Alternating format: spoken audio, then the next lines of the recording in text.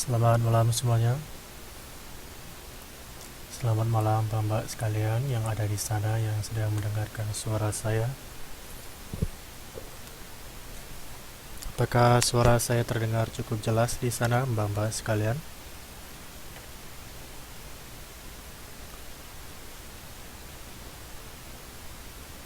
Baik, terima kasih. Apakah Mbak di sana mendengarkan suara musik?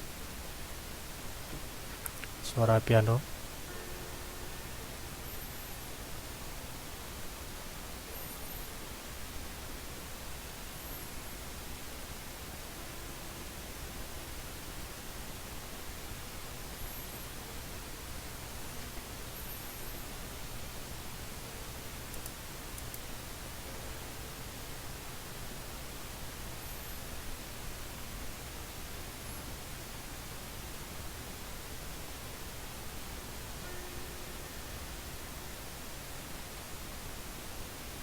Tidak ada yang.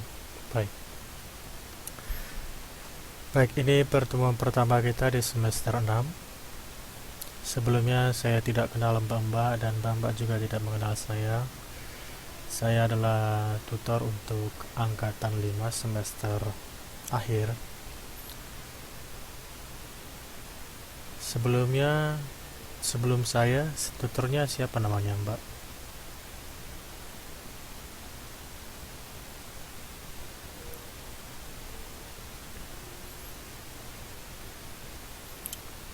Bu Putu. Lalu Bu Putunya kenapa tidak ngajar lagi?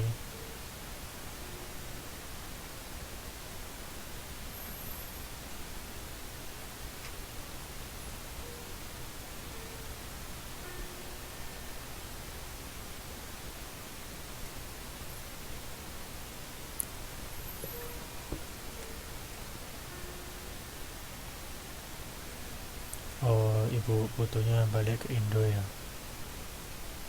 Baik, tidak apa-apa kalau begitu. Saya akan mengantar Mbak menuju akhir dari kelas KPC ya, kelas 12 semester akhir.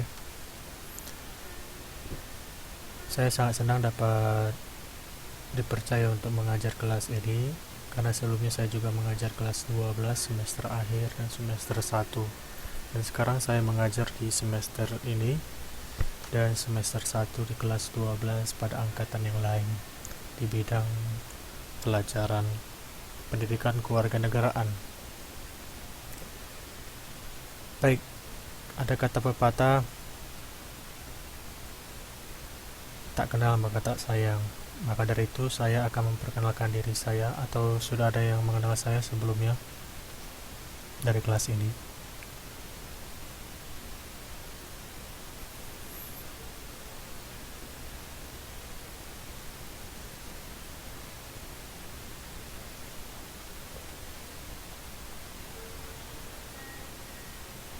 Ya, kayaknya belum. Dan memang belum ya. Baik, perkenalkan, nama saya Ganda Christian Panggabean. Eh, untuk semester ini saya sebagai tutor di pelajaran pendidikan kewarganegaraan dan juga pendidikan sejarah. Saya seorang mahasiswa pasca sarjana pada tingkat master yang sebenarnya sudah wisuda beberapa minggu yang lalu dan dinyatakan lulus. Dan dengan kabar sukacitanya saya mendapatkan kepercayaan lagi untuk melanjutkan studi doktor saya, PhD saya di Taiwan di kampus yang sama. Saya menetap di Chiayi City di Dormitory Nasional Chungcheong University. Saya berasal dari Sumatera Utara.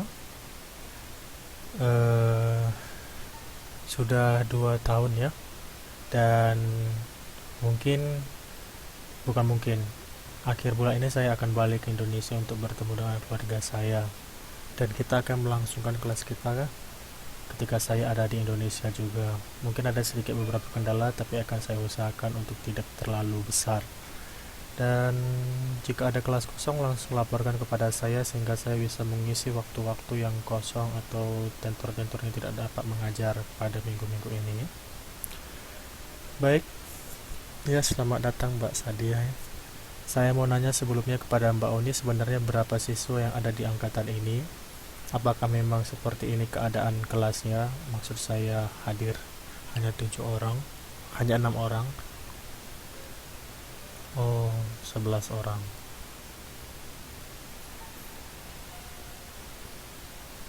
Baik, sehabis kelas tolong untuk dikirimkan daftar namanya melalui dokumen ya, sehingga saya bisa memindahkan seluruh datanya ke tempat penilaian. Dan selanjutnya saya ingin meminta Mbak Oni, apakah hanya Mbak Oni di sini yang menjadi pengurus kelas?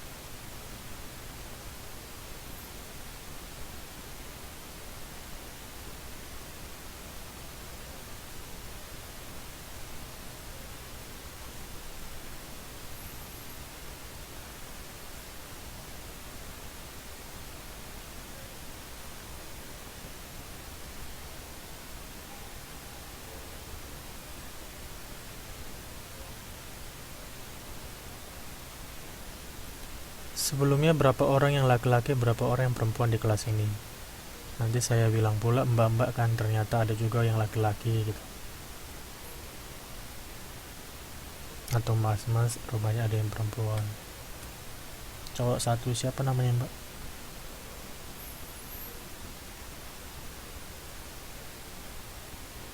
Jadi Pak Saryono ini kemarin Pak Saryono. Oh, kemarin Pak Saryono. Jadi siapa pengurus keras sebenarnya? Sehingga saya tahu berkomunikasi secara langsung. Setahu saya Mbak Oni. Atau terjadi perubahan mendadak? Oh, Mas Ocha ya. Kebetulan Mas Ochanya tidak hadir ya.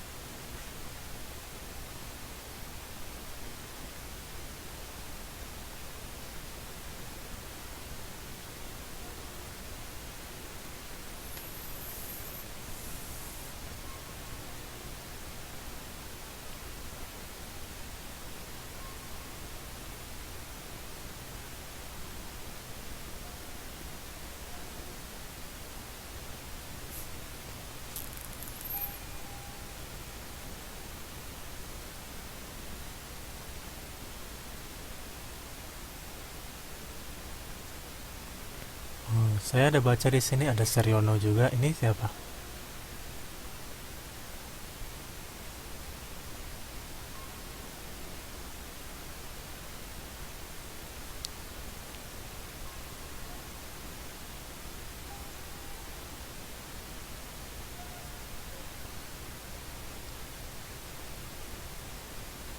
Jadi yang sekarang yang ada di sini Saryononya Saryono mana nih? Ini Mbak atau Mas nih?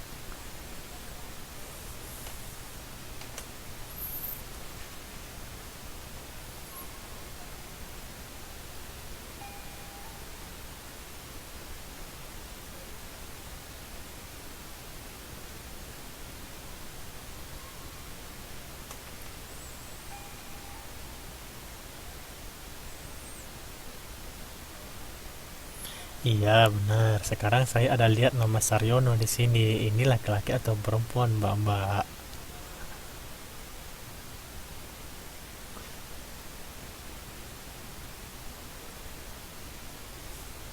Oh berarti Mas Saryononya belum keluar karena Mas Saryono masih di sini nih.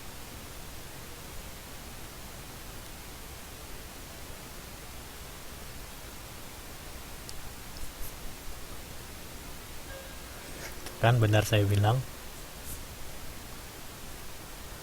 Udah keluar masuk lagi Mas.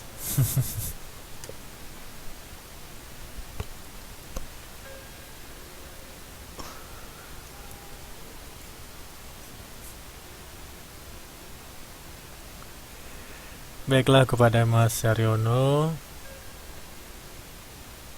dan Mbak Oni ya. Nanti tolong dimasukkan kawan-kawannya ke dalam grup PPKN. Sudah saya masukkan Mbak Oni.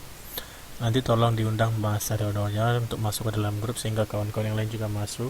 Jadi nanti di situ sudah saya persiapkan semua penjelasan mengapa ada grup tersebut.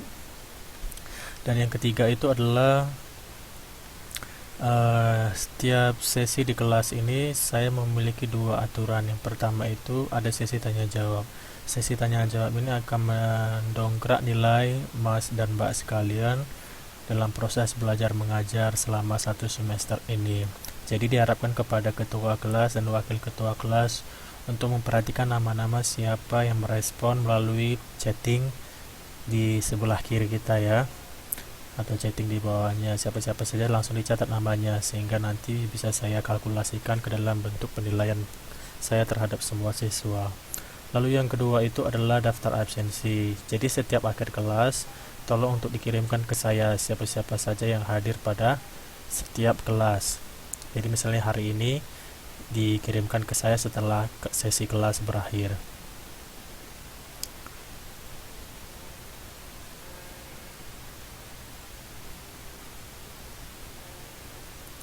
Baiklah, kalau begitu, jika tidak ada pertanyaan, kita langsung saja memasuki bahan materi ya.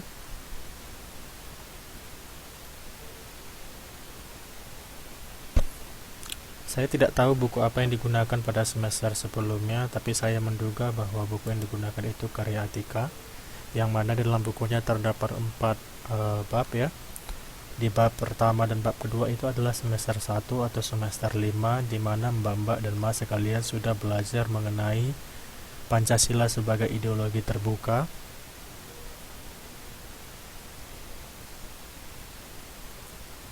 Maksudnya nggak ada modul, bagaimana mbak?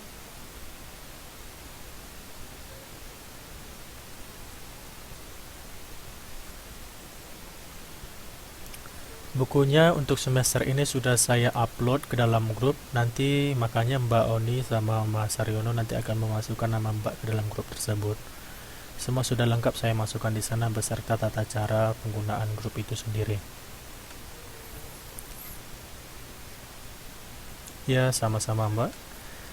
Dan kembali lagi, seperti yang saya katakan di awal, bab 1 itu mengenai Pancasila sebagai ideologi terbuka, di mana Mbak dan Mas sekalian sudah belajar mengenai hakikat ideologi, lalu hakikat Pancasila sebagai ideologi terbuka, gagasan Pancasila sebagai ideologi terbuka, sumber nilai dan paradigma pembangunan, sikap positif terhadap Pancasila sebagai ideologi terbuka. Tidak Mbak, saya tidak tahu kurikulum sebelumnya seperti apa, tetapi buku yang saya gunakan selama saya mengajar itu sudah saya upload di grup.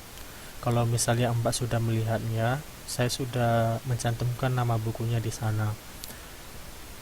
Saya sarankan supaya segera dilihat bukunya, sehingga Mbak dan Mas sekalian bisa mengetahui materi apa yang akan sedang kita pelajari. Seperti yang saya barusan katakan,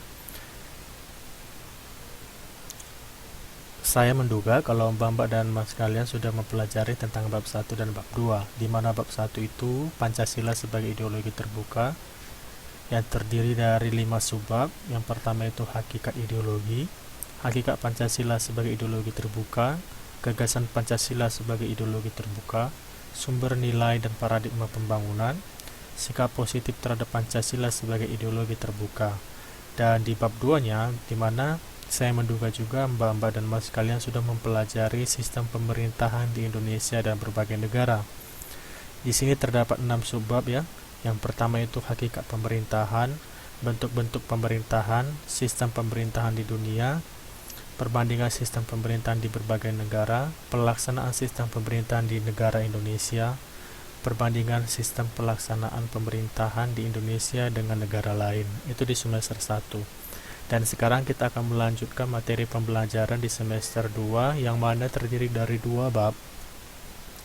Yang bab ketiga itu mengenai tentang peranan pers dalam masyarakat demokrasi, yang itu akan segera kita pelajari saat ini, di mana terdapat 5 subbab ya. Yang pertama itu mengenai pengertian pers, kita akan mempelajarinya, apa sebenarnya pengertian dan definisi dari pers menurut para ahli dan menurut undang-undang dasar yang ada di dalam Indonesia. Yang selanjutnya itu perkembangan pers Indonesia dari zaman ke zaman, dari sebelum pemerintahan Indonesia ada sampai pemerintah Indonesia ada ya. Lalu fungsi dan peran pers dalam masyarakat demokratis itu seperti apa, kita akan mempelajarinya segera. Dan keterkaitan antara pers dan jurnalistik. Lalu terakhir itu adalah kode etik jurnalistik serta pers yang bebas dan bertanggung jawab. Lalu bab terakhir yang akan kita pelajari pada semester ini, bab 4, mengenai dampak globalisasi. Globalisasi dalam kehidupan berbangsa dan bernegara ini bagian subbab pertama terdiri dari 6 subbab ya. Lalu bagaimana dampak globalisasi dan lalu pengaruh globalisasi terhadap kehidupan berbangsa dan bernegara di Indonesia itu seperti apa? Apakah memberikan banyak manfaat atau mudaratnya ya? Lalu selanjutnya itu adalah menyikapi adanya pengaruh globalisasi. Bagaimana pengaruh-pengaruh globalisasi tersebut datang ke Indonesia, dan selanjutnya bagaimana kita sebagai bangsa Indonesia menyikapi pengaruh ini. Lalu apa implikasi globalisasi terhadap Indonesia? Apa dampak yang diberikan dari globalisasi terhadap Indonesia? Apakah ada dampak positif atau ada dampak negatif? Tentu saja keduanya memiliki dampak ya. Namun bagaimana kita sebagai warga negara bijak untuk memilih yang mana yang lebih baik terhadap bangsa dan negara kita sehingga terjadi pemajuan dan percepatan pembangunan di Indonesia seperti yang diidamkan oleh presiden kita saat ini dan pemerintahan yang sedang berlangsung ya. Dan selanjutnya itu ada presentasi tentang pengaruh globalisasi bagi Indonesia. Presentasinya seperti apa, angkanya seperti apa, seberapa besar angkanya yang mempengaruhi globalisasi bagi Indonesia. Ini akan segera kita pelajari pada semester ini secara kurikulumnya. Nah, langsung saja kita masuk kepada bab 3 ya, mengenai peranan pers. Sebelum kita mulai, saya ingin bertanya. Waduh, Bapak ini belum mulai aja udah bertanya. Bagaimana saya juga udah mulai ya? Banyak kali pertanyaan nanti, Pak. Iya, betul sekali.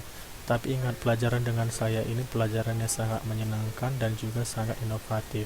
Yang artinya di mana setiap siswa ini dituntut lebih kreatif dengan cara-cara yang inovatif dan sekaligus juga memiliki sifat kemandirian dan memiliki attitude atau etika yang baik, yaitu kejujuran. Bangsa kita tidak akan bisa maju tanpa ada kejujuran sesama kita, artinya sesama bangsa Indonesia, tanpa memandang adanya perbedaan suku, agama, ras, dan antar golongan. Itu yang harus ditekankan kepada anak didik kita. Yang penting jangan menggoda ya Pak. Iya, menggoda yang mana saya juga kurang tahu ya Mbak. Jadi itu tadi, kembali lagi seperti yang saya bilang, kita harus tanamkan sejak sekarang bahwa jangan kita terlalu memandang perbedaan, tetapi lihatlah kita memiliki persamaan dan kesamaan dalam satu negara kita Indonesia. Sangat kuat sekali persaudaraan itu ketika kita berada di tempat lain, contohnya seperti di Taiwan.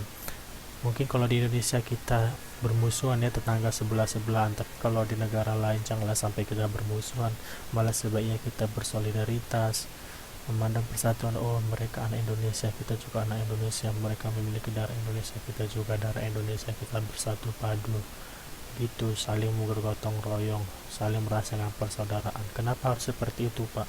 Karena memang itulah kuadratnya, sekarang begitulah hakikatnya, karena begitulah dasarnya manusia. Manusia memang terdiri dari dua hal. Yang pertama itu adalah individu, yang kedua adalah sosial. Memang kita berhak untuk melakukan sesuatu sendiri-sendiri, tetapi ingat juga kewajiban kita untuk membantu satu dengan yang lainnya. Sama juga seperti orang-orang Taiwan yang berada di luar negeri. Mungkin mereka tidak bekerja, tetapi mereka belajar di luar negeri mungkin. Tapi ketika mereka berjumpa satu dengan yang lain, ya mereka akan saling membantu. Dan seperti itulah kita seharusnya saling bantu-membantu ya, saling bergotong royong. Nah, mengapa saya menekankan itu di awal pelajaran? Karena hampir di setiap kelas saya menekankan itu. Pelajaran PPK ini bukan hanya pelajaran tentang teori. Pelajaran PPK ini tidak hanya tentang pengetahuan saja. Kita hanya sebatas tahu. Tidak, tapi pelajaran yang mempraktikkan, pelajaran yang mengamalkan. Bagaimana nilai-nilai pelajaran itu? Banyak sekarang anak-anak muda itu mengesampingkan PPKN. Padahal sebenarnya PPKN itu adalah fundamentalnya dasar negara kita. Tahu arti fundamental, sama seperti agama. PPKN itu bukan saya bilang saya samakan kodratnya, tetapi kepentingan itu penting bagi bangsa kita. Seperti itu. Maka dari itu lebih kita tekankan juga bahwa PPKN ini juga mata pelajaran jati diri bangsa. PPKN ini merupakan mata pelajaran jantungnya Indonesia. Kita tidak akan bisa mengenal Indonesia secara utuh tanpa memandang PPKN seperti itu.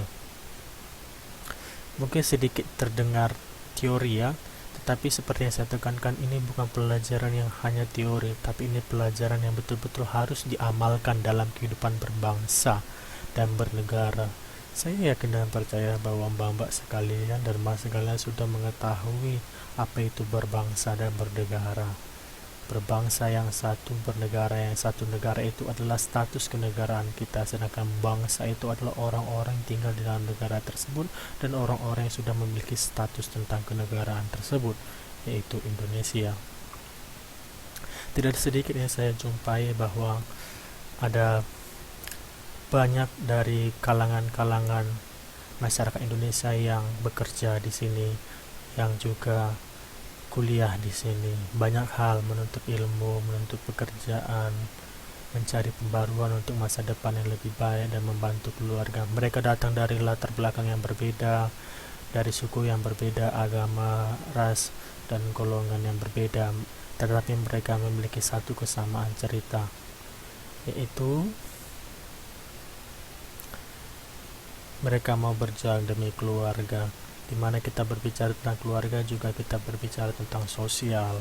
Kita tidak hanya mementingkan diri kita, tetapi kita juga mementingkan orang lain. Itu dimulai dari diri kita sendiri, dari lingkungan kecil yaitu keluarga, sampai ke tingkat yang lebih besar, ke lingkungan masyarakat. Mbak Ika Rosanti, selamat datang Mbak Ika. Silakan, ada yang mau ditanya Mbak?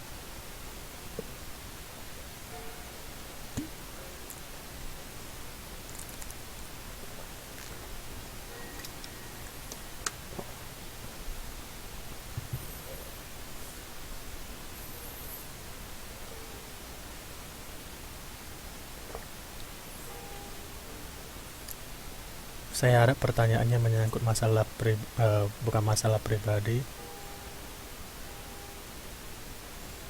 tetapi pertanyaan mengenai kehidupan sosial, pertanyaan-pertanyaan seputar mata pelajaran. Tadi belum mau tanya, tapi kok nggak jadi. Saya pun nggak tahu Mbak kenapa kok nggak jadi Mbaknya ya.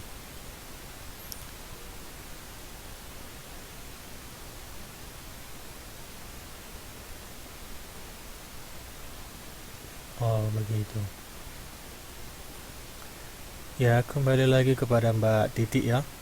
Mungkin bisa di reset ulang ya, karena menurut tampilan dalam komputer saya, suara saya terdengar jelas.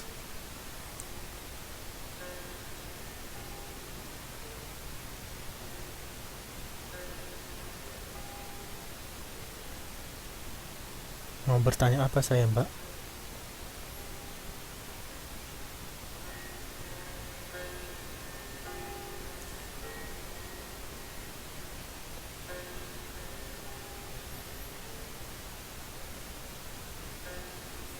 Kan sudah saya jawab tadi pertanyaannya.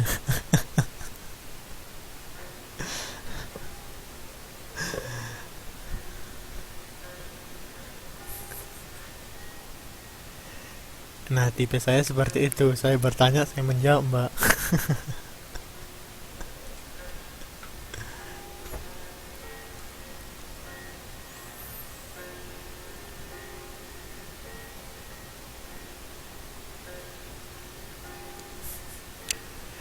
Oh, tadi iya. Jadi nanti kalau saya bertanya itu Mbak-mbak dan Masnya menjawab begitu. Nanti Mbak dan Masnya yang ketua kelas dan wakil ketua kelas yang akan mencatat siapa-siapa saja yang menjawabnya begitu. Itu menjadi masuk penilaian ke saya untuk Mbak-mbak sekaligus. Begitu. Iya, benar begitu Mbak. Nah, baik.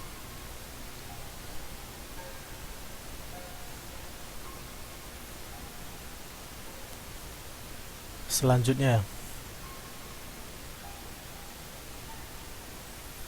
berdasarkan peta konsep yang terdapat di buku ya, pers dalam masyarakat demokrasi ada hakikatnya dalam arti besar, arti luas, dan arti sempit.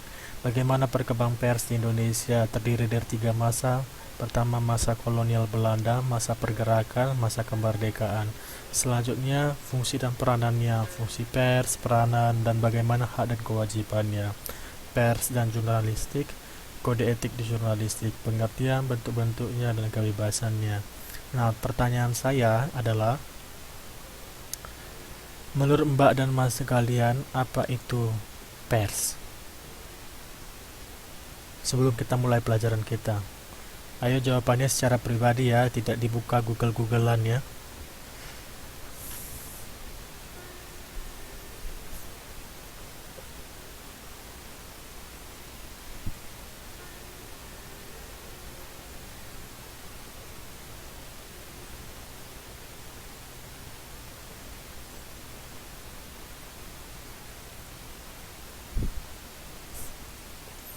Mbak Oni, lembaga sosial. Mbak Sadia, badan yang membuat penerbit media secara berkala.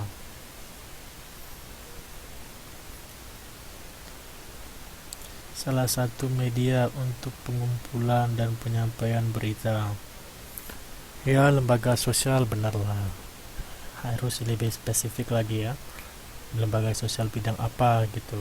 Badan yang membuat penerbit media secara berkala. Media seperti apa yang dimaksud? Tapi ya, betul juga.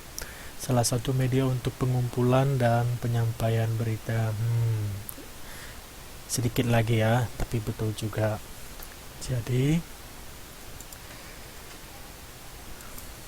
sebelum kita mulai, apa itu pers? Ini adalah latihan 1. Tuliskan pengertian pers menurut Undang-Undang Pers Nomor 40 Tahun 1999. Secara umum, pengertian pers dapat dibagi menjadi 2, tulis dan jelaskan. Lalu, skemanya untuk penulisan ini, tulis nama lengkap, angkatan, serta nomor induk siswa pada lembar jawaban dan dinding Facebook Group.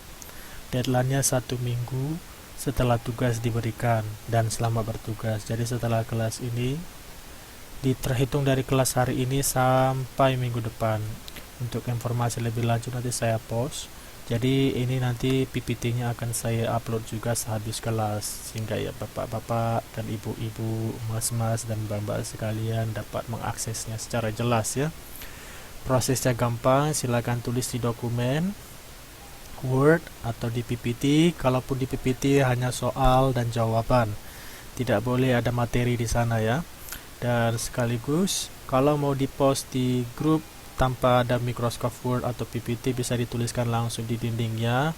Tetapi jangan lupa ketiga-tiganya, baik di Word, baik di PPT maupun di post, tuliskan namanya pada dinding post tersebut. Sekali lagi ya, dituliskan namanya pada dinding post tersebut. Jadi sehingga saya bisa membaca dengan jelas siapa-siapa saja yang akan dikirimkan. Tidak dikirimkan melalui inbox ya, sehingga itu akan memudahkan saya untuk memberikan proses penilaian. Seperti yang saya tekankan di awal, di kelas saya nilai itu tidak masalah, karena nilai bukan hanya di atas kertas, tapi lebih saya tekankan nilai-nilai kita dalam kehidupan sehari-hari. Salah satunya nilai kejujuran. Apakah kita memiliki nilai kejujuran atau tidak? Saya tidak bisa menghakimi mbak-mbak dan mas sekalian, tetapi hanya mbak dan mas sendirilah yang dapat menilai diri mbak sejauh mana kejujuran itu. Jadi,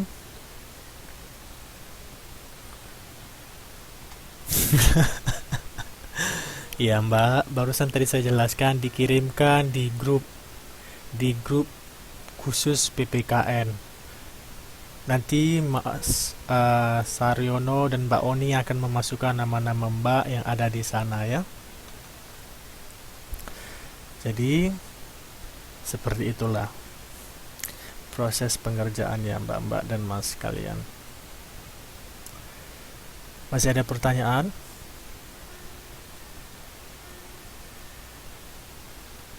Masih ada pertanyaan Mbak-mbak dan Mas sekalian?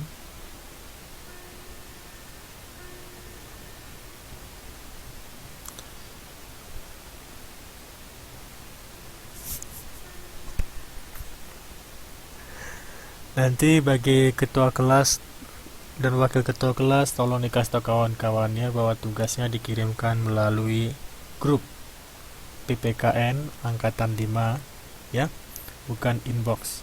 Karena pengalaman saya selama mengajar hampir 2 tahun, kalau dikirimkan lewat inbox, ada nama-nama yang tidak terlihat oleh saya, atau saya sudah double check ternyata, dan tidak ternilai oleh saya, dan akhirnya siswanya mendatangi saya.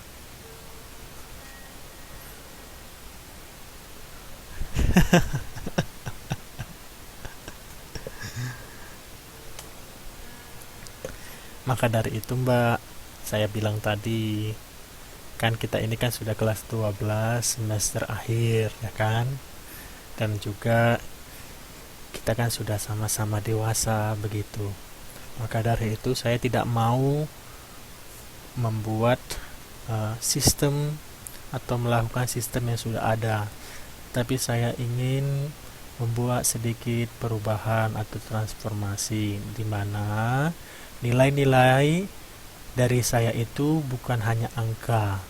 Saya gampang ngasih nilai, bukan berarti saya mengasih nilai itu tidak selektif, bukan seperti itu juga.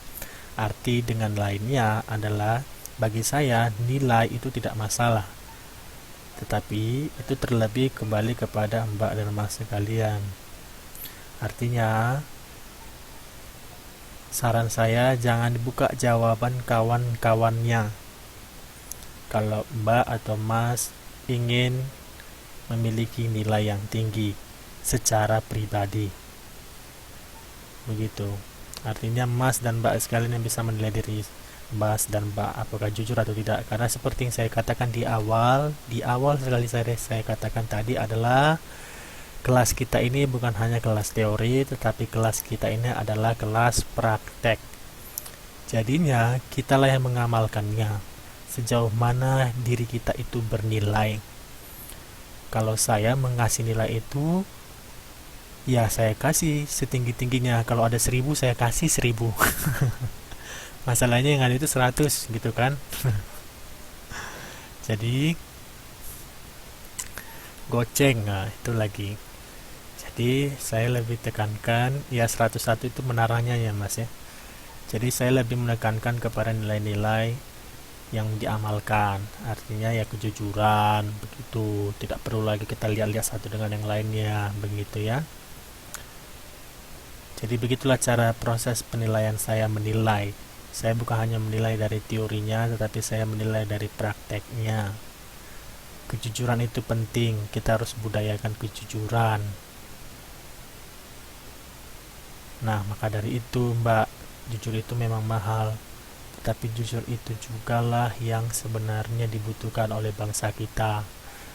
Maka seperti saya katakan itu hijrah, bukan hijrah, apa lebih tepatnya ya, hakikat PPKN ini bukan hanya belajar serta hanya belajar tahu saja, tetapi belajar untuk mengaplikasikannya, belajar untuk mengamalkannya, seperti itu. Baik, saya pikir sudah cukup jelas pernyataan saya mengenai sistematika proses penilaian sekaligus sistematika proses pengiriman tugas-tugas latihan kita. Jadi ada 2 soal dan batas deadline itu 1 minggu setelah tugas diberikan setelah hari ini. Berarti dimulai dari besok hari pertama sampai hari ke-7 ya.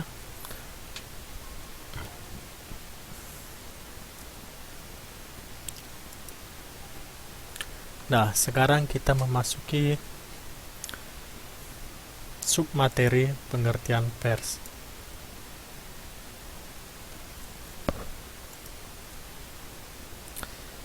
Jadi, berdasarkan sejarah bahasanya,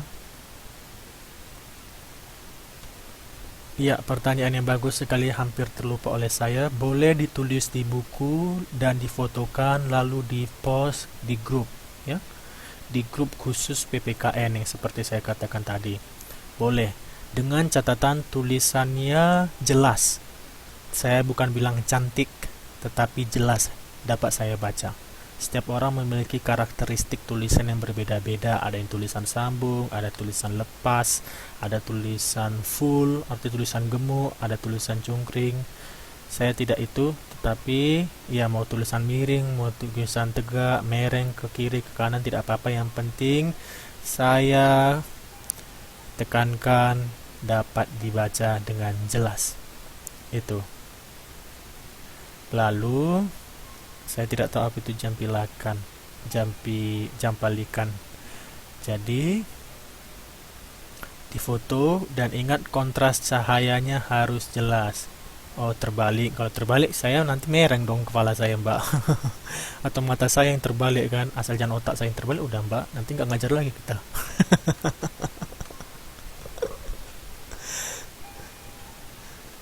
Ya. Kan kalau otak saya yang terbalik kan, jadi siapa tutornya? Cari lagi. Kasihan mas-masnya kan. Nanti Pak Yahyahnya, Pak Fikrinya mencari-cari lagi tenaga kerja yang baru. Nah, seperti itu ya. Baik, pertanyaan yang bagus sekali. Jadi mari kita lanjutkan materi kita tentang pengertian pers. Jadi berdasarkan sejarah bahasanya, ternyata pers itu berasal dari bahasa Inggris, yaitu press, atau dengan sebutan Inggrisnya pers. Sedangkan menurut bahasa Prancis yaitu presse, yang berarti tekan atau cetak.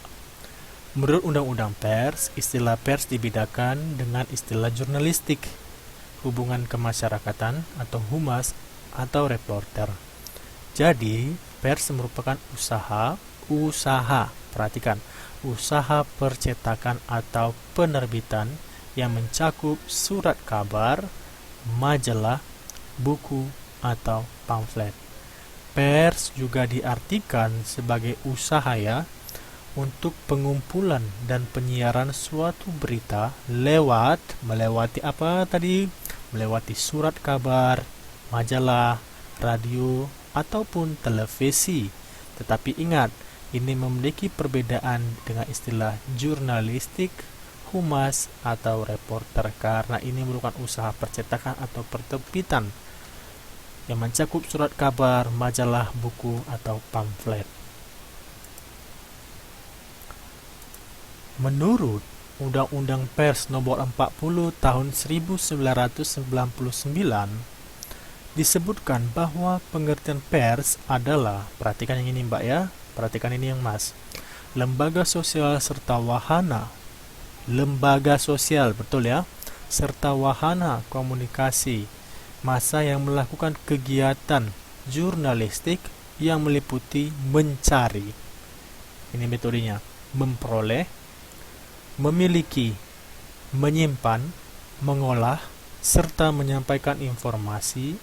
Kegiatan jurnalistik ini dapat dilakukan dalam bentuk suara, gambar, dan suara, gambar saja, serta data dan grafik, ataupun dalam bentuk lainnya dengan memakai media cetak. Contohnya ya media cetak yang seperti yang kita lihat, buku, koran, media elektronika seperti televisi, komputer, handphone, maupun jenis media lain yang tersedia. Jadi sudah jelas ya, pengertian pers tersebut itu memiliki perbedaan pada dasarnya, tetapi juga memiliki definisi yang serupa dengan jurnalistik, yaitu kegiatan jurnalistik yang meliputi mencari, memperoleh. Bisa saya katakan juga ini kegiatan menggosip. Nah, contoh simpelnya gosip, Mbak. Kalau orang yang suka menggosip pasti tahu ini tekniknya. Sebenarnya saya mengasih contoh gosip itu seperti ini karena orang yang suka mencari-cari informasi itu tentang kawan-kawannya, mungkin kesuksesan kawannya, atau juga kemelaratan kawannya, itu adalah seringnya gosip. Itu dengan cara menggosip. Jadi aktor-aktor ini, saya katakan aktor ya, pelaku-pelaku ini mencari informasi sebanyak-banyaknya, memperolehkannya sebanyak-banyaknya, lalu memilikinya dan menyimpan informasi tersebut, mengolahnya, bisa diolah manis, bisa diolah asin, pakai gula, ataupun dikasih cabai biar pedas ya kan, lalu dipanaskan. Setelah diolah, disampaikanlah kepada orang-orang. Kita tidak tahu kabarnya apakah betul atau enggak. Yang penting diolah terus, digali terus sampai orang-orang jadi lapar ya. Nah, Mbak Sadiah lapar jadinya. Ya, macam ini ya Mbak ya, masak ini ya. Masak apa namanya? Ayam penyet ya. Tadi saya tidak sebut ayamnya, cuma penyetnya aja kayaknya ya, sama cabenya. Ya, selanjutnya.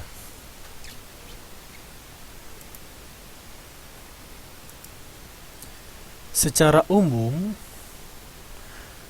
berdasarkan aspek kegiatannya, pers bersifat lebih luas dari jurnalistik, humas, atau reporter. Namun masyarakat memahami pers sebagai salah satu media massa, yaitu usaha percetakan atau penerbitan atau bentuk usaha pengumpulan penyiaran berita. Jadi, secara umum pengertian pers dapat dibagi menjadi dua, yaitu pers dalam arti sempit dan pers dalam arti luas.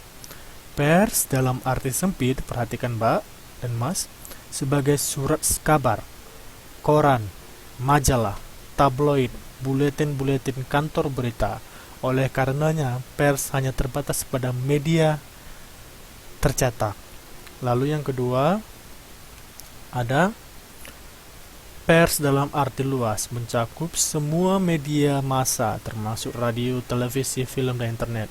Pertanyaan saya, siapa di antara mbak-mbak dan mas di sini yang suka membaca surat kabar, koran, majalah, tabloid, dan berita buletin di Indonesia atau Taiwan?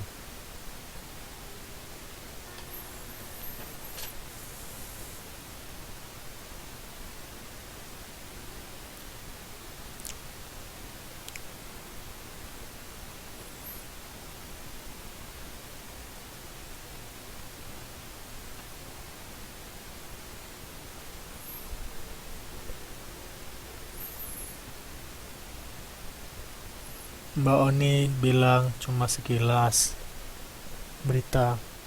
Berita seperti apa Mbak? Melalui apa? Melalui yang luas atau melalui yang sempit? Seperti Mbak Sadia sukanya lewat HP, berarti termasuk yang luas ya, karena dari internet. Ini Mas Aryono lewat YouTube juga termasuk dari yang luas ya.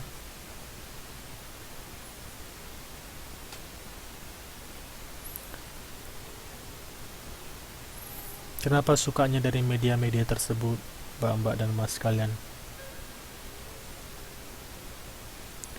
Mbak Titik bilang YouTube ya, kalau lewat TV jarang. Betul tuh kata Mbak Sadia, kalau di HP segala macam berita itu ada, jadi simple ya, mudah ya, mudah diakses. Nah, betul kata Mas Rono, mudah mengakses berita-berita di Indonesia ya, benar sekali itu. Jadi kemudahan ya, efektivitas dan efisiensi itu sangat diperlukan. Maka dari itu, tidak salah bahwa penulis dari buku ini menyatakan pers terdiri dari arti sempit dan arti luas. Kalau arti luas tadi melalui media massa, radio, TV, film, dan internet. Dan dalam arti sempit bisa melalui surat kabar, koran, majalah, tabloid, dan buletin-buletin kantor berita. Jadi itu benar sekali.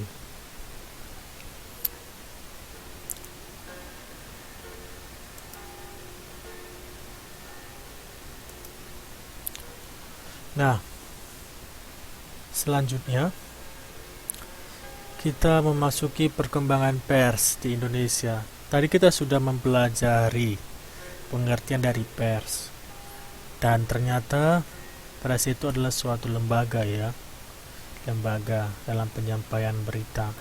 Dan juga dikatakan bahwa pers tersebut terdiri dari dua pengertian, dalam arti besar dan arti sempit. Dan pers itu sudah diatur dalam Undang-Undang Pers Nomor 40 Tahun 1999. Sekarang kita mempelajari tentang perkembangan pers di Indonesia. Setelah memahami pengertiannya tadi, selanjutnya kita memahami perkembangan pers. Pers terdiri dari beberapa masa. Yang pertama itu adalah pers pada masa kolonial.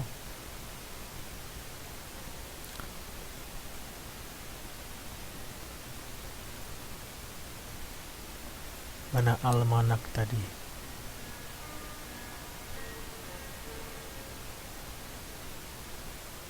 Saya ada cantum ke almanak di sini ya, Mbak.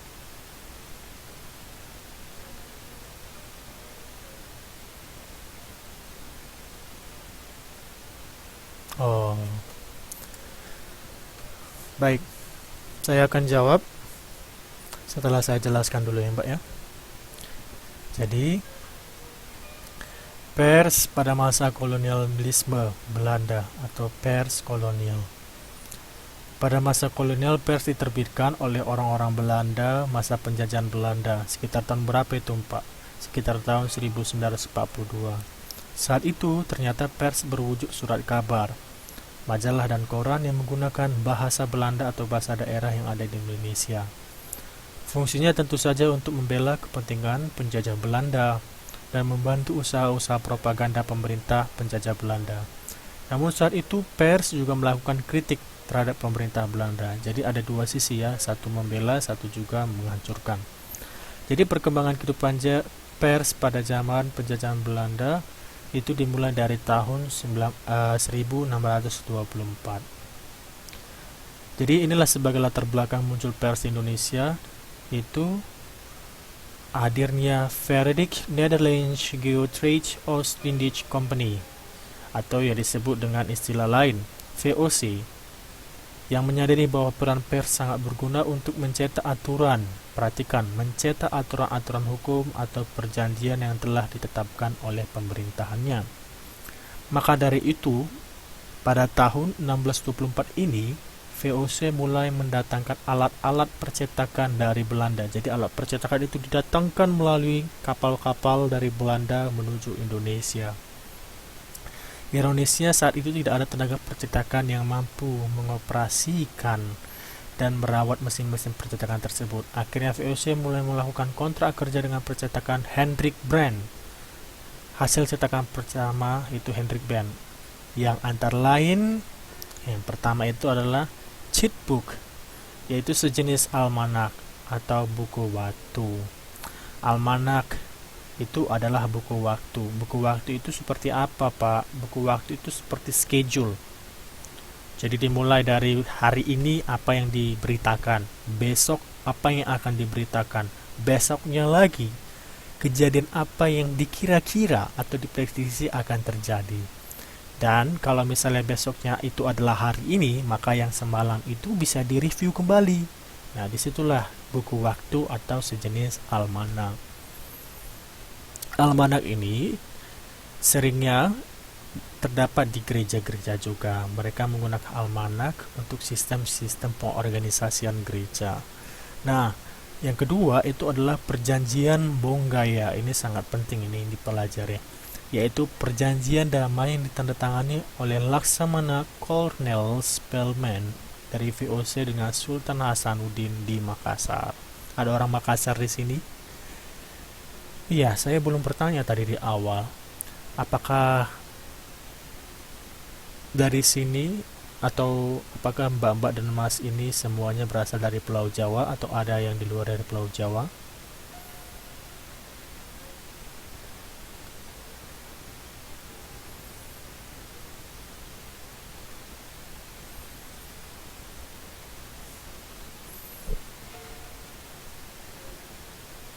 Maksudnya campur ini seperti apa, Mbak? Oh, Jawa Barat ya. Oh, Jawa Barat juga ya. Baik, rata-rata dari Pulau Jawa ya. Karena kan terdapat juga di kelas-kelas lain, ada yang dari NTB, NTT, dari Sulawesi, dan dari Sumatera dan Kalimantan. Jadi di sini rata-rata dari Pulau Jawa ya. Baik, saya lanjutkan. Saya terbesit tadi bertanya seperti itu karena kan semakin berwarna begitu kelasnya sehingga kita bisa bertukar informasi dan saling berdiskusi.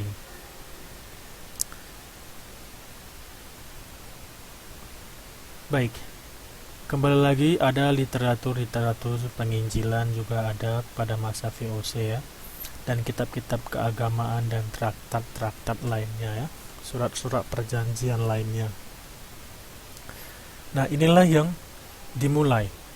Pada tahun inilah dimulai Pers.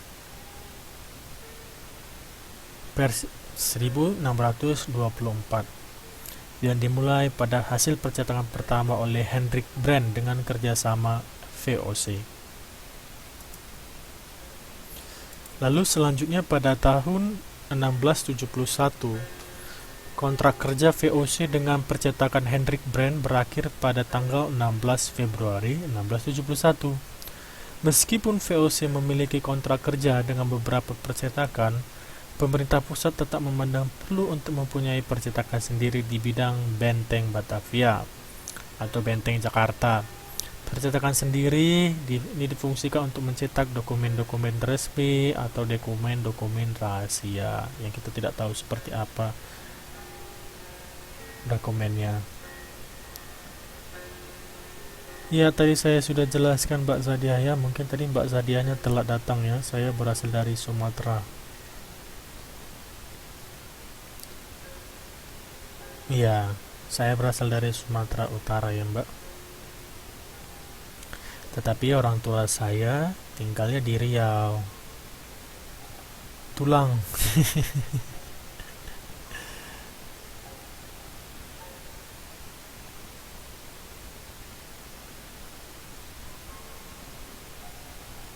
Mas, makanya Mbak nanyanya jelas ya Mbak ya. Jadi saya tahu itu maksudnya pertanyaannya kemana.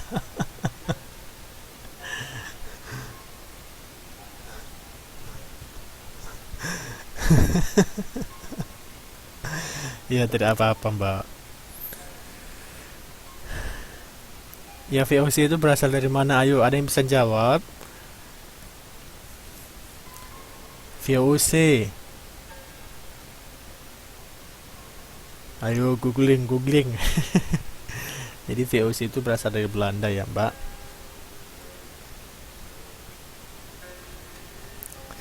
Nah, baik selanjutnya tahun 1744. Jadi pada tahun ini muncul surat kabar yang bernama Bataviae Norvelis pada tahun 1744 tanggal 8 Agustus. Penerbitan ini dikepalai oleh Jan Erdmann Jordan, seorang saudagar Buddha yang diperuntukkan di kantor VOC di Batavia.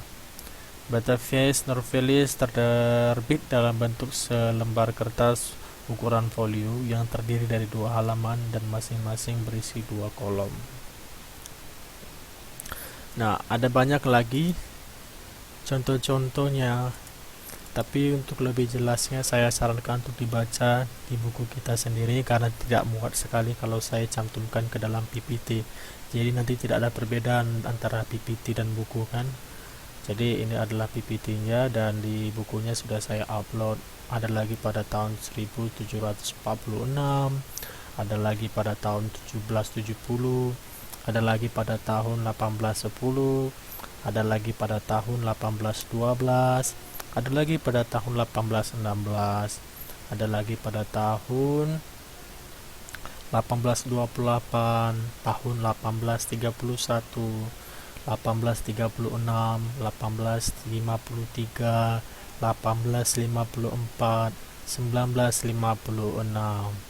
Lalu masuklah kita kepada pers pada masa pergerakan yang terdiri dari 2 sebelum masa Budi Utomo dan setelahnya. Pada masa pergerakan ini, pemerintah kolonial Belanda bertindak sangat keras terhadap pers sehingga mematikan dunia pers. Banyak surat kabar yang muncul, tetapi dalam perjalanan selanjutnya dibredel artinya dikekang karena dianggap membahayakan kondisi pemerintahan kolonial. Lalu menjelang awal tahun 1870-an, pers dalam bahasa Indonesia dan Melayu Jawa telah meneguhkan pijakannya di kota-kota penting di Jawa dan di luar Jawa. Perkembangannya lebih bersifat komersil ya, bersifat bisnis dan berorientasi pada misi. Segmen pasarnya dengan cepat berkembang di kota-kota pesisir, terutama pada kawasan pemukiman pembaca multi rasial, artinya multi ras, di lingkungan kaum urban kosmopolitan. Lalu surat kabar yang pertama itu itu namanya Bro Martani ya, merupakan surat kabar berbahasa Jawa pertama yang terbit di Surakarta. Siapa di sini dari Surakarta atau punya kenalannya bisa menyelidiki hasil sejarah-sejarah ini ya. Ini muncul pada tahun 25 Januari tahun 1845. Lalu surat kabar Media Pregianji ya, yaitu sebuah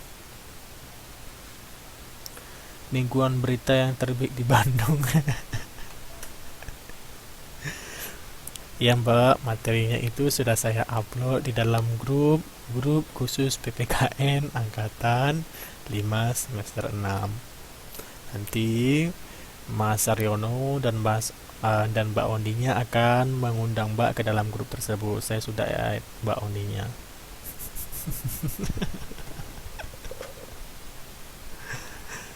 Ayo, ada lagi yang mau bertanya? Monggo. Tidak apa-apa. Saya sabar. Sabar kok. Maksud saya memang saya pengalamannya seperti ini mengajar yang Mbak 2 tahun. Jadi siswanya pasti nanya itu lagi.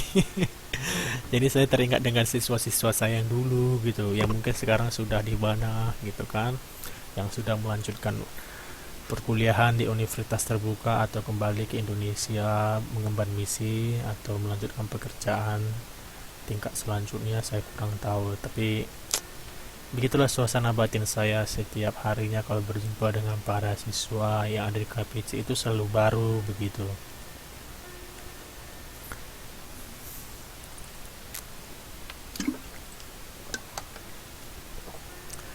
Iya, saya tahu Mbak belum dimasukkan di grupnya, maka dari itu saya katakan tadi.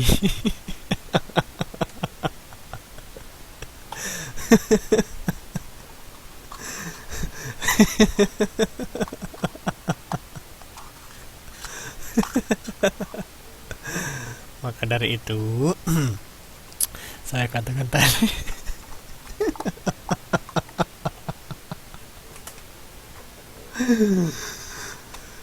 Maka dari itu saya katakan tadi bahwa nanti Mbak Oni sama Mas Rono akan mengundang Mbak yang lainnya untuk masuk ke dalam grup tersebut.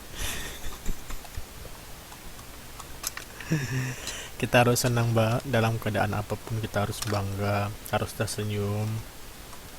Bukan berarti gila, tetapi inilah hidup, kita harus enjoy gitu.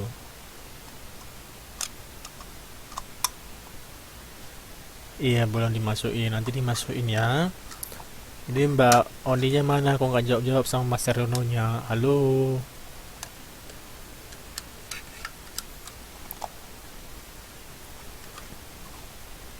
Oh, ada.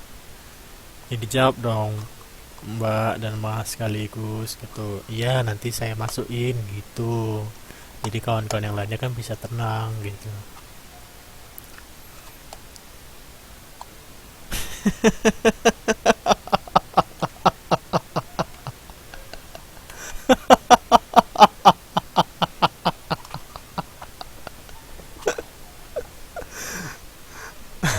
Jadi ceritanya goreng ikan sambil belajar ya. Sama aja Mbak Sadia ini ya.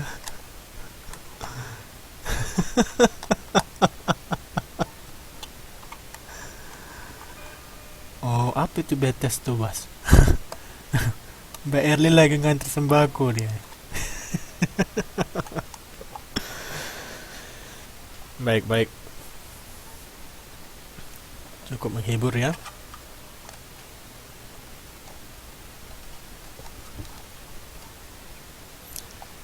Jadi nanti setelah kelas lah. Baik, saya lanjutkan kembali. Nanti saya kelupaan pula ngajarnya. Jadi pada masa pergerakan inilah Belanda memberedal proses pers ya. Dengan adanya pengawasan dan pemberlakuan sensor yang ketat, justru makin membangkitkan semangat perjuangan kaum jurnalis, terutama yang pribumi, untuk menggerakkan roda pers sebagai alat perjuangan.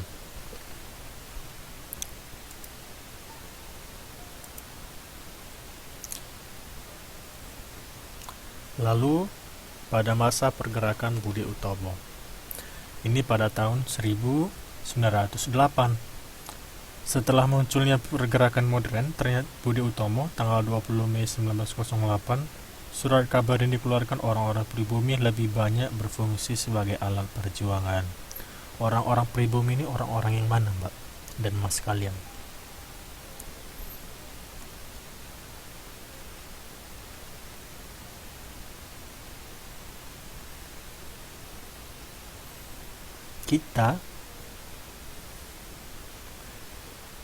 Kita, Mbak, asli Indonesia. Asli yang bagaimana? Cobalah dijelaskan sama saya secara spesifik.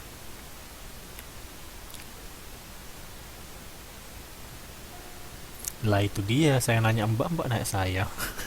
Saya naik sama siapa?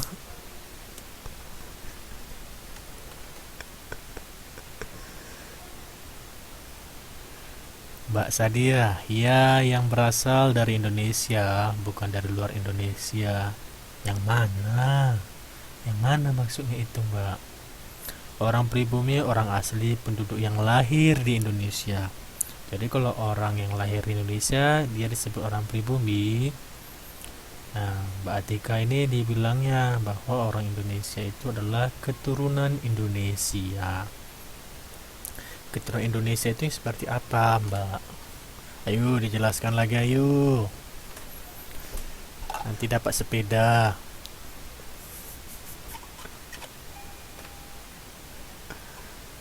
Yang kulitnya coklat. Coklat seperti apa, Mbak? Sepeda pink. Ya udah, nanti kita minta ya sama Bapak Presiden. Iya, beneran, saya nggak bohong. Pak Presiden selalu kasih banyak sepeda. Nanti kita bikin proposalnya.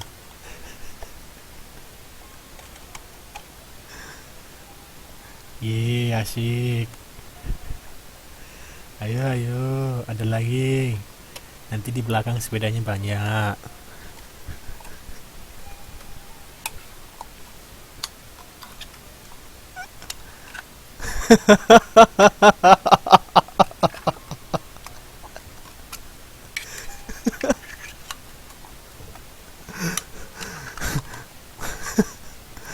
Mbak Sadia nih bilang sepeda orang, ya pastilah Mbak sepeda orang. Masa kita kasih sepeda yang lain? Saya minta kamera Canon. Aduh Mbak, budgetnya kayak mana nih Mbak? Pembangunan di Indonesia belum merata loh Mbak. Oh, Yubike mungkin. Oh, bisa lah, bisa. Ayo nanti isi ya, pakai apanya, isi cardnya sendiri masing-masing. Jangan lupa nanti bisa dapat sepeda Yubike. Jadi Mbak Atika bilang orang Indonesia adalah orang yang lahir di Indonesia, katanya gitu.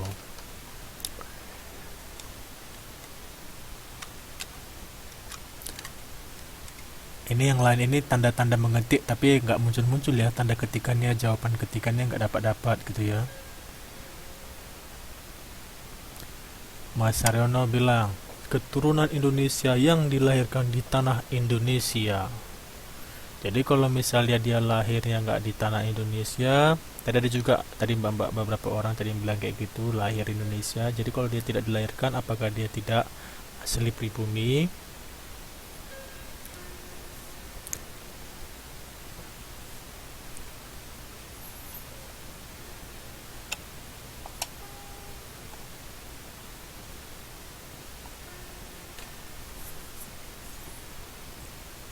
Baik, sambil menunggu ya jawaban-jawaban yang lain. Ini nyangkut di tower apanya Mbak? Sepedanya nyangkut di tower, kok bisa?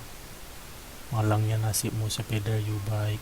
Sudah disewa, ternyata nyangkut. Oh, ketikannya nyangkut di tower. Ya ampun Mbak, memang perlu diganti towernya supaya nggak mereng kan? Mana tahu karena angin kencang beberapa minggu ini kan karena musim panas ya kan?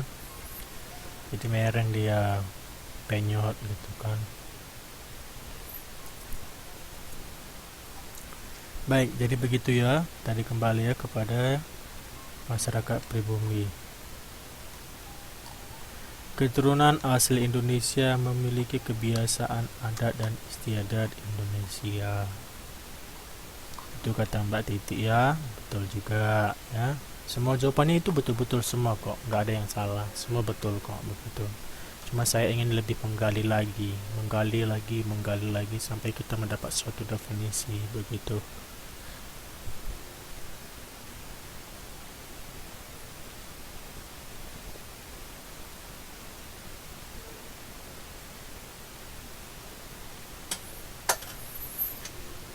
Baik, sembari mengetik ya kawan-kawan yang lain, maka kita akan lanjutkan kembali.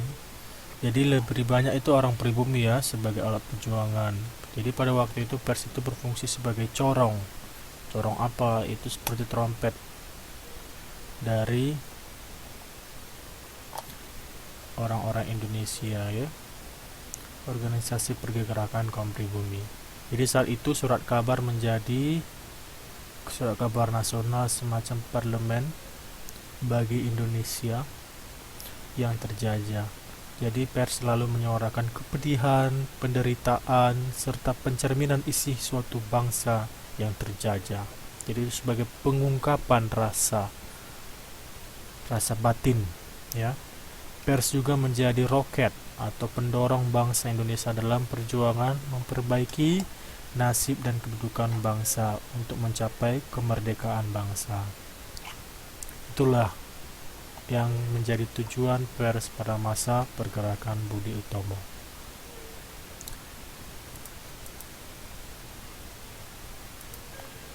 Beberapa surat kabar tersebut seperti Harian Sudiotomo, Kardo, Utusan India, Fajar Asia, lebih jelas nanti ada di buku ya Mbak.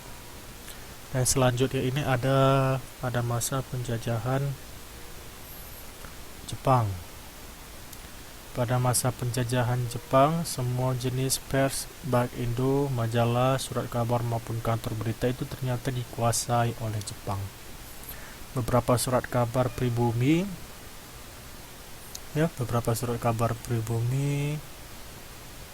memang diperbolehkan, namun harus dibawa kontrol pengawasan yang sangat ketat oleh Jepang melalui undang-undang penguasa yang namanya disebut dengan Osamu Sairi nomor 16 tentang pengawasan badan-badan pengumuman, penerangan serta pemilikan pengumuman dan penerangan. Jepang ini ternyata kan menjajah selama berapa tahun? Ayo, ada yang tahu? Ayo, nanti dapat sepeda lagi.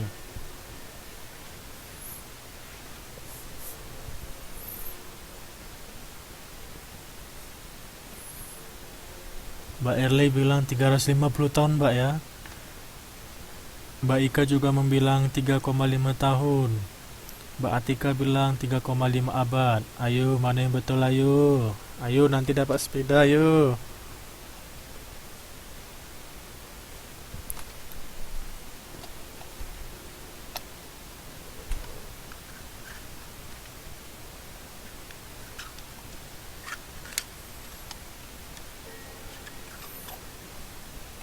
Iya, ayo cari di Google, ayo. Yang betul itu tahun ya. Jadi yang mana tahunnya?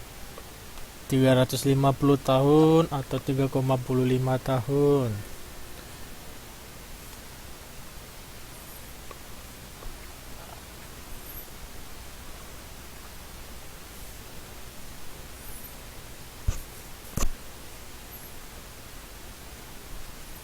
Ya, betul, 3,5 tahun. Yuk, ambil sepedanya sama Bapak Presiden ya.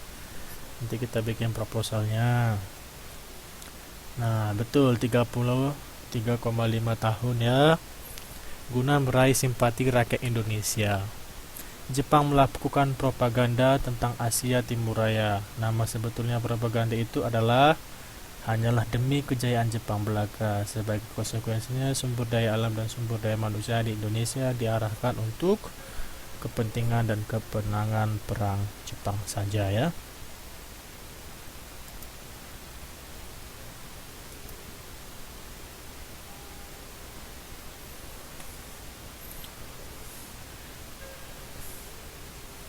Pers nasional masa kedudukan Jepang ini memang mengalami penderitaan dan pengekangan kebebasan yang melebihi penderitaan dan pengekangan kebebasan zaman Belanda. Ternyata lebih berat.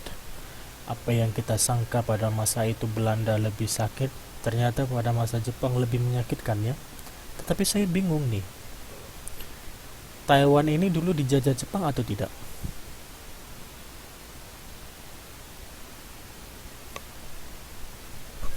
Nah, kenapa orang Taiwan suka dengan Jepang, sistem pemerintahannya, sementara mereka dijajah oleh Jepang?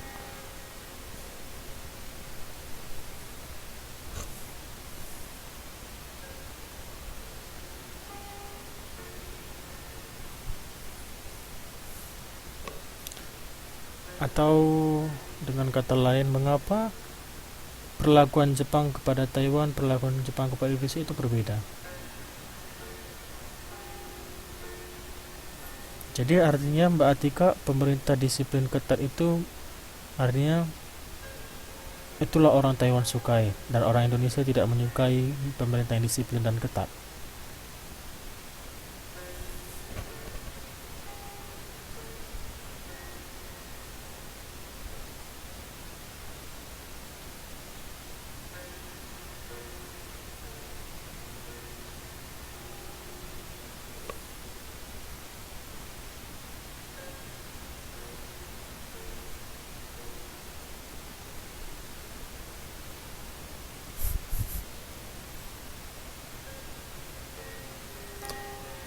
Mbak Oni bilang, kan udah damai dulu Pak, pemikirannya udah beda, nggak kayak dulu. Maksudnya Mbak, tadi pertanyaan saya kenapa Jepang, orang Taiwan itu mengagumi Jepang walaupun dijajah oleh orang Jepang. Tapi orang Indonesia dijajah oleh orang Jepang, namun orang Indonesia menyatakan bahwa penjajahan oleh orang Jepang itu sangat menyakitkan. Indonesia suka jam karet Pak, iya ya, suka karet-karetan ya. Taiwan masuk ROC, maksudnya Mbak, Taiwan itu memang ROC Mbak, bukan masuk, tapi memang ROC. Jadi ROC itu adalah Taiwan. Tetot, waktu jam pelajaran habis. Serius Mbak, habis. Bukannya habis jam 11.15 ya Mbak?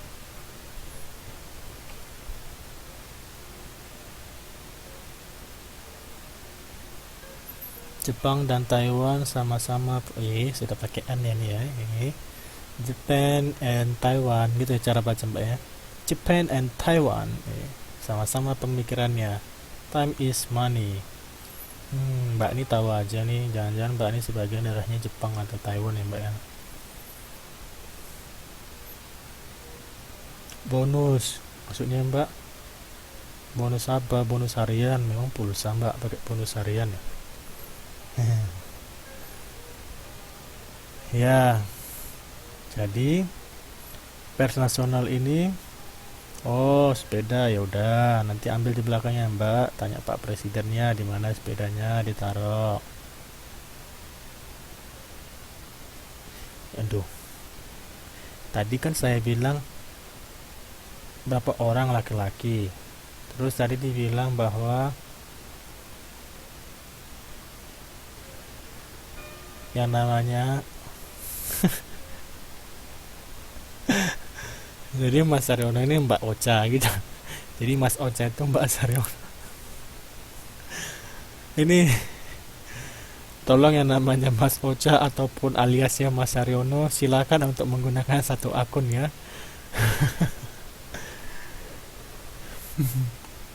agar saya lidahnya tidak kebelet-belet ya.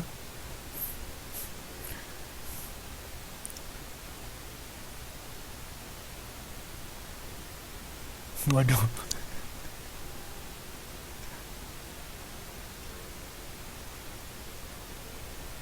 Mbak Sadia yang berhak mengklaim dirinya sebagai penduduk asli Indonesia.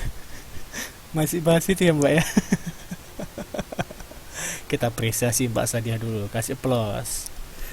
Jadi yang berhak mengklaim dirinya sebagai penduduk asli Indonesia adalah kaum negroid atau australoid yang berkulit hitam. Di negara mana Mbak?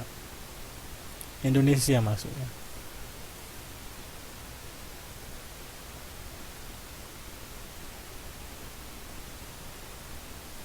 Mungkin yang Nanti kita pelajari sejarah ya, tanya dulu guru sejarahnya ya. Quality time, Mbak. Maksudnya quality time yang mana nih, Mbak? Iya, bagus, bagus. Nama aslinya Mas Runo, tapi nama gaulnya Mas Ocha. Oh, saya pikir Mas Ocha itu kepanjangannya Oni Cahya. Aduh, ternyata bukan ya. Makanya tadi saya kebelit ini bacanya. Mbak Oni atau Mbak Ocha, yang mana yang betul?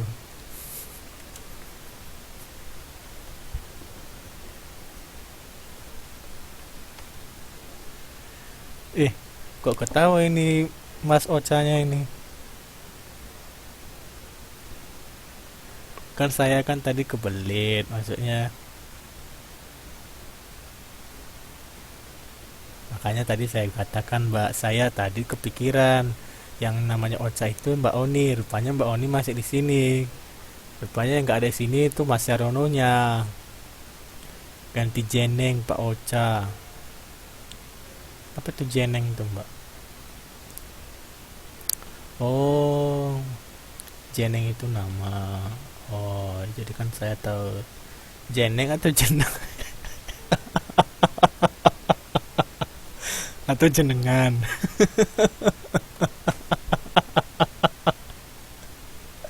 Atau cara baca yang betul kayak mana Mbak? Jeneng, Jeneng atau Jenengan.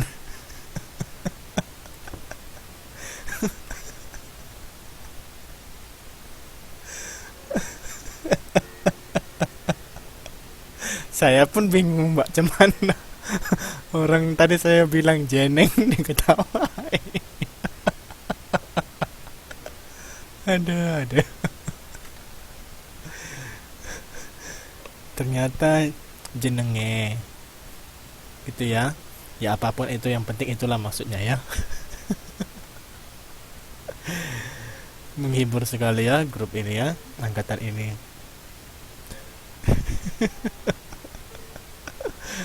Perutnya kaku, Mbak. Ya udah, nanti minum air hangat biar perutnya bisa lentur kembali seperti sedia kala ya. Nah, sekarang sudah ya pertemuan pertama nggak apa-apa Mbak. Kita kelawak-lawak dulu ya kan. Kita ketawa-ketawa dulu, baru nanti semester akhirnya kita nangis-nangis.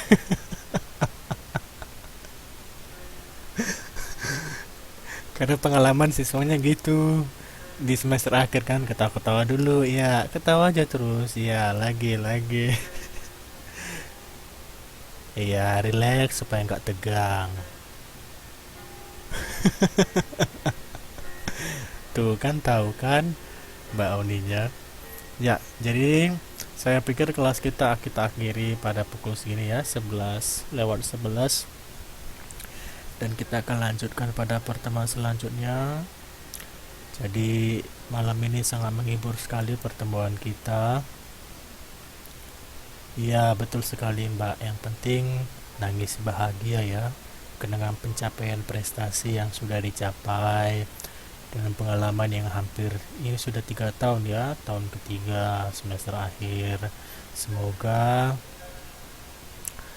apa yang mbak-mbak dan mas cita-citakan dapat terlaksana. Kalau tujuannya untuk belajar dan melanjutkan ke tingkat yang lebih tinggi, ya saya doakan yang terbaik yang didapat. Begitu juga berikan juga usaha yang terbaik untuk diri, sehingga nilai kita semakin lebih bernilai, sehingga diri kita semakin lebih bernilai.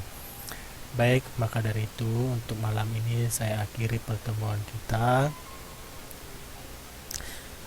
Dan selamat malam, selamat melanjutkan beraktivitas bagi yang ingin melanjutkan beraktivitas, dan selamat beristirahat bagi yang ingin beristirahat. Semoga kita dapat berjumpa lagi pada lain pertemuan. Baik, terima kasih, sampai jumpa dan selamat malam minggu.